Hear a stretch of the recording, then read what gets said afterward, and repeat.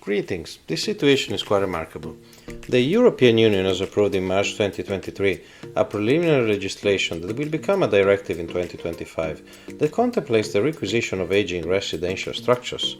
All buildings failing to meet the updated EU energy efficiency criteria are subject to impact.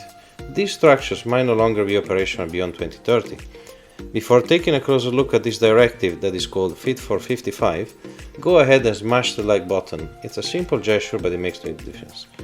Here's what the EU directive entails in essence, and the deadline by which it must be fulfilled. Residential buildings, all currently rated as Energy Class A, must attain Class D by 2030, and all by 2033 at the latest. Public administration buildings must achieve Class A by 2027 and transition to Class D by 2030. New private buildings must achieve zero emission status by 2028. New public buildings must attain zero emission status by 2026. Mandatory solar panels in all public and non-residential buildings upon directive implementation. Building incentives for individual boilers fueled by fossil fuels will be prohibited starting from 2024, and fossil fuel-based heating for buildings after 2025. Buildings that are not up to the code will naturally be subject to penalties which are yet to be determined and fall under the jurisdiction of individual states.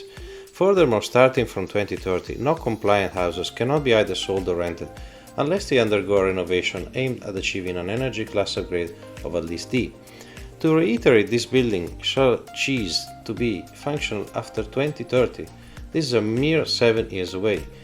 It's crucial to note that this is not truly an expropriation, but rather a withdrawal of authorization to inhabit or lease one's own domicile.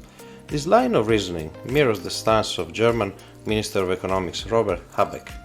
When posed with the question of whether an upsurge of insolvencies is foreseen at the end of the coming winter, his response negated such a possibility. He postulated that certain industry might temporarily cease production. The perplexing query arises: how can enterprises not face bankruptcy if their production halts? In accordance with these real estate blueprints, landlords who possess multiple apartment complexes find themselves in a predicament should the energy efficient renovation of these properties prove economically unviable. Leasing them out is prohibited. Consequently, rental revenues become non-existent and the real estate's value significantly diminishes. The lending institution responsible for the mortgage is likely to call for repayment, leading to financial insolvency and eventual foreclosures.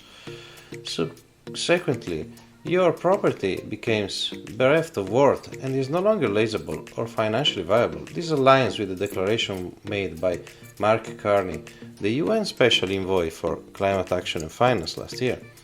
The ultimatum is clear: align with climate initiatives or face obsolescence as a casualty of climate change. Investors might need to fully grasp this reality. While the government might not outright seize property, they possess the authority to prohibit its usage. They hold the prerogative to enact laws at their discretion, to which compliance is mandatory. Failure to adhere might result in forfeiture of property rights. This situation is undeniable, unjust, and scandalous, particularly for property owners of aging structures who lack the financial capacity for essential renovations. Those familiar with renovation costs understand that expenses can rapidly escalate, particularly for older, most expensive properties. Structure might be fundamentally unsuited for such enhancements. Renovating old building is no longer financially viable. The expenses of investment cannot be recouped from rental income alone, especially considering elevated mortgage interest rates, property taxes, and energy expenditures. Regrettably, the prospects ahead remain grim unless one embarks on a venture specializing in energy-efficient renovations.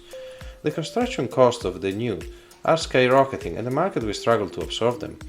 The only outcome of this process is a market dominated on one side by financial operators investing in real estate and the other by families that simply cannot afford either purchasing or renovating and must resort to renting. Is reducing home ownership the final goal of this kind of initiatives? Thank you for joining us today. I added a link in the description with all the details of the European Climate Directive. If you find this helpful, don't forget to subscribe to my channel for more informative content. Bye for now.